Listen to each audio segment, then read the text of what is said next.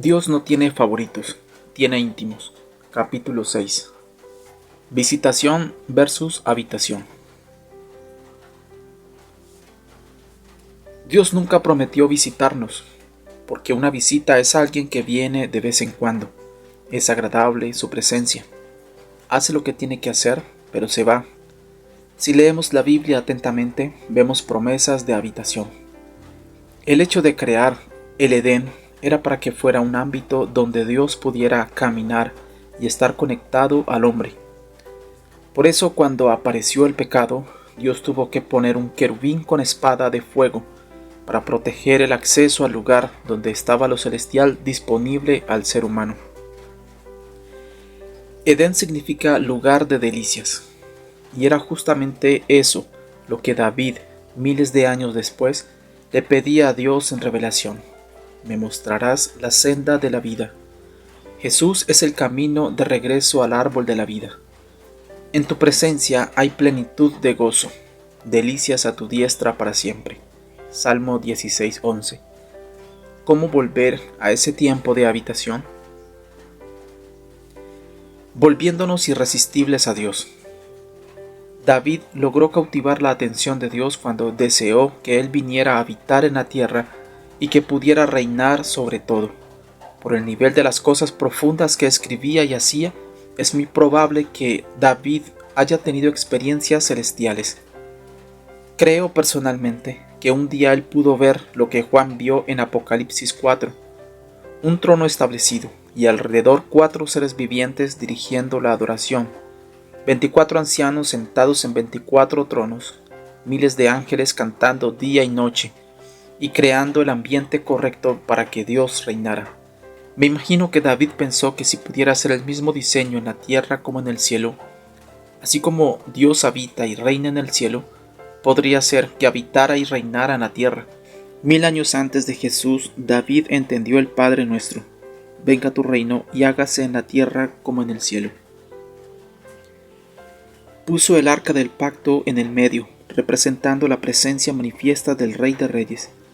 Ordenó a Asaf, Emán y Jedutum en Primera de Crónicas 25:1, y él mismo juntó a sus familias para que dirigiesen adoración que diera placer a Dios.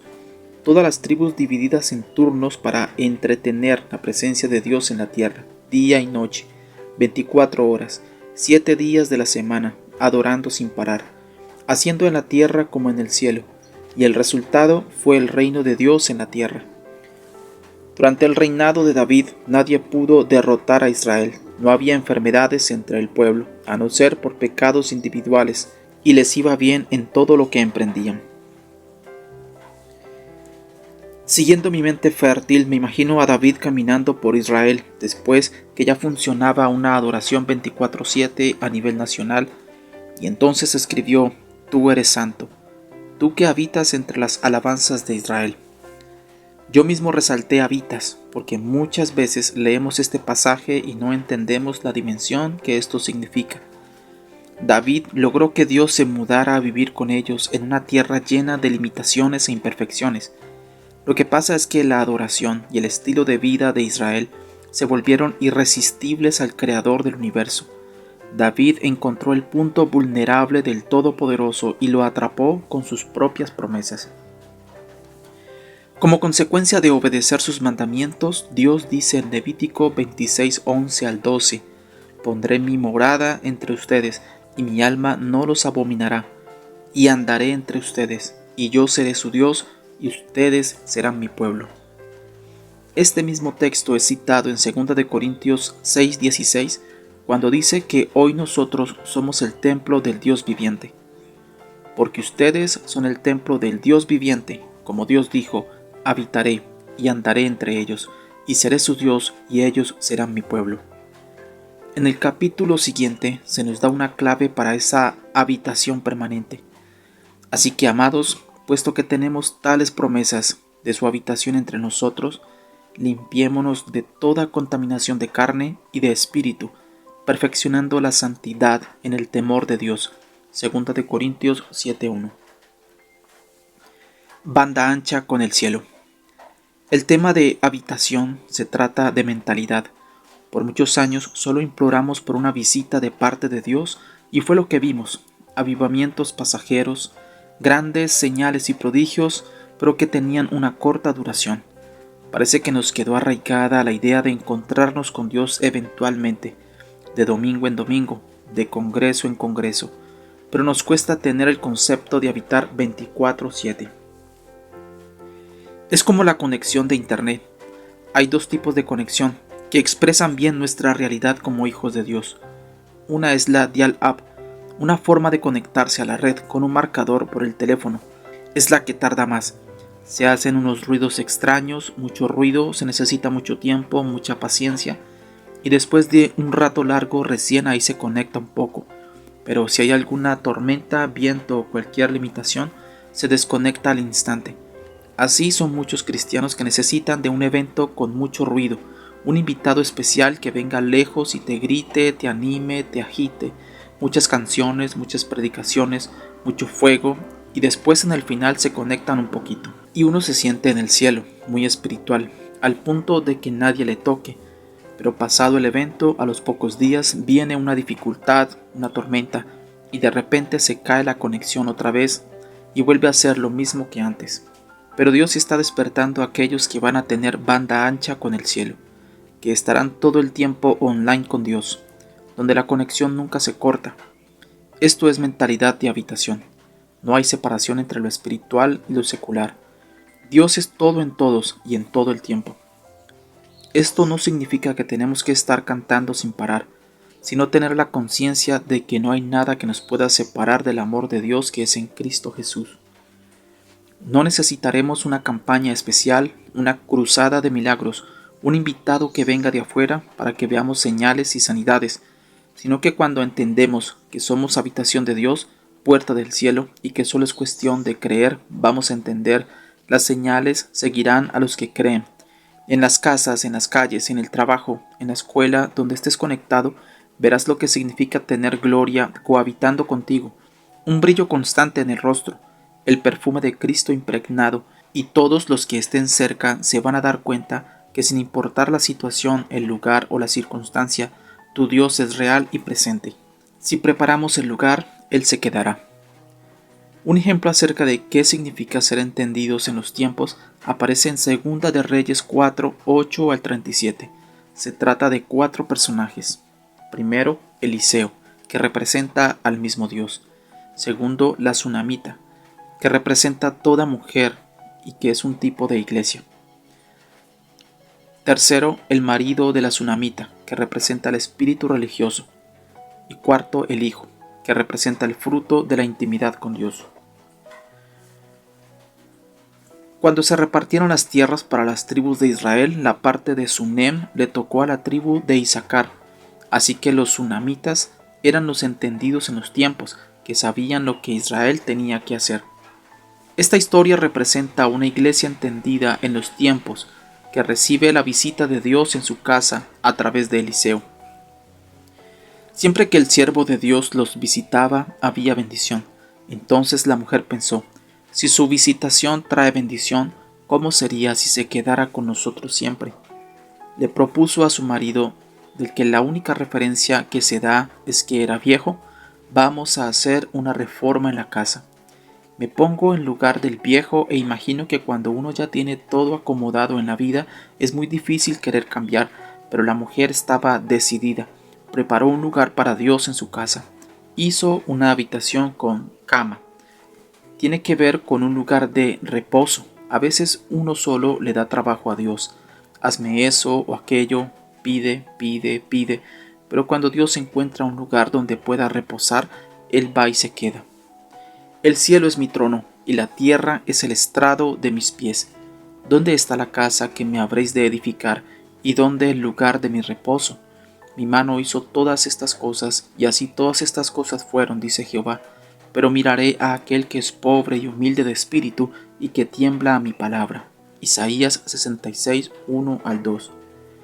El salmista David sabía que a Dios le gustaba estar en un lugar de reposo y no descansó hasta preparar ese lugar. Salmo 32. Otro elemento en casa era la mesa. Es el objeto que representa tanto donde nos alimentamos como donde se planean decisiones y proyectos. Me acuerdo cuando Jesús habla a la iglesia de la Odisea. He aquí yo estoy a la puerta y llamo. Si alguno oye mi voz y abre la puerta, entraré a él y cenaré con él y él conmigo. Apocalipsis 3:20. Entrar, sentarme a la mesa y cenar habla de un acto de intimidad. Con quien compartes tu mesa, compartes tu vida. Y el famoso Salmo 23:4 dice: aderezas mesa delante de mí en presencia de mis angustiadores. Aquí la mesa aparece como un lugar de ministración y reposo ante las angustias que pueden perseguirnos, pero también como un lugar de estrategias para la guerra eficaz. Necesitamos preparar una mesa donde intimemos con Jesús, comiendo del pan vivo de su presencia y bebiendo del vino nuevo, pero también una mesa donde miremos sus planes y proyectos para que seamos cada vez más eficaces en lo que hagamos. Una silla, lugar de autoridad. Necesitamos salir de la teoría y entrar en la práctica de lo que significa estar sentados con Cristo en los lugares celestiales. Basta de comer de las migajas que caen de la mesa por el simple hecho de estar siempre acercándonos nada más que como siervos y no como hijos que tienen derecho a una silla en la mesa del Padre. Y reinaremos con Él sobre la tierra. Candelero significa tener luz propia. Es tiempo de desarrollar un alto nivel de contacto directo y revelación propia de la persona de Dios y sus propósitos. Cuando no tenemos luz propia, estamos siempre a la sombra de los demás. Un director que nos guíe en la adoración, un predicador que nos haga escuchar la voz de Dios. Pero ha llegado el tiempo de pagar el precio para que cada uno tenga un candelero propio y en su luz veremos la luz. Cuando la tsunamita preparó el lugar de reposo, Eliseo fue y se quedó. Me encanta esa expresión, se quedó. Esto es una ley espiritual. Dios solo se va a quedar donde es bien recibido y se siente bien, como en casa. Al instante en que Eliseo se sintió cómodo y bien recibido, quiso dar a esta anfitriona lo que ella necesitaba, aunque no había pedido nada, fue sanada de esterilidad y dio a luz un hijo. Aquí vemos una realidad. Ella tenía marido y no dice que era estéril, solo dice que su marido era viejo. Esto es religiosidad. Intimar con alguien que no da frutos es entrar en una serie de actividades que no producen vida, solo rutina. Pero cuando la mujer entendida en los tiempos preparó un lugar para Dios, recibió lo que la religión no pudo producir, frutos. Después que el niño creció, la historia sigue diciendo que fue a trabajar con su papá, entró en activismo religioso. El resultado fue que le dolió la cabeza y el padre le envió a su mamá.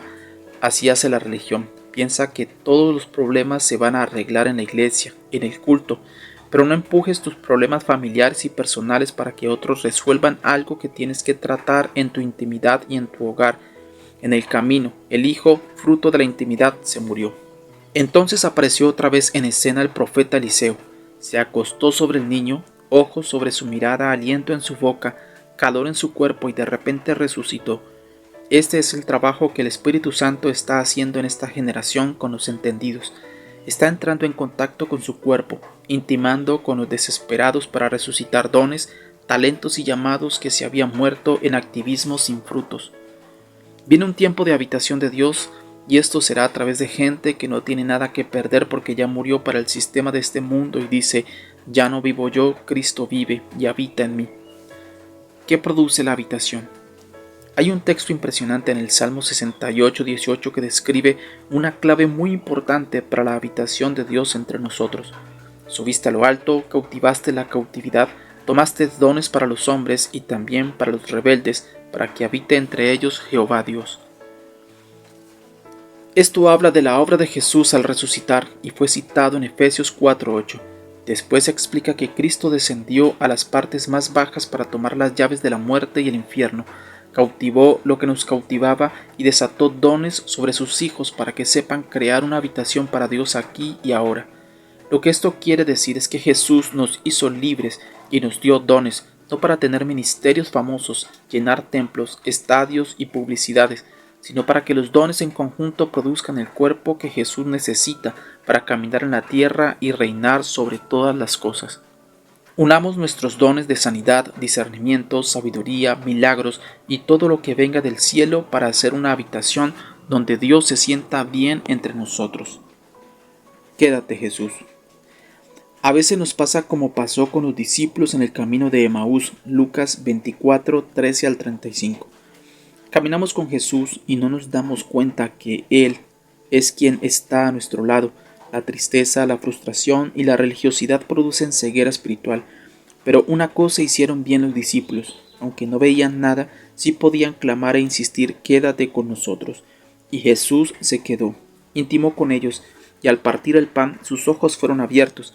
Aunque no estés viendo ni sintiendo nada, ahí donde estás despierta tu clamor desesperado. Quédate conmigo, Jesús. Ven a habitar.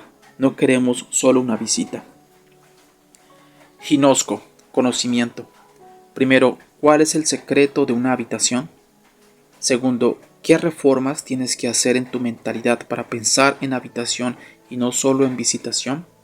Tercero, analiza cuáles son tus dones y cómo puedes usarlos para crear una habitación para Dios en el lugar donde estás. Experiencia.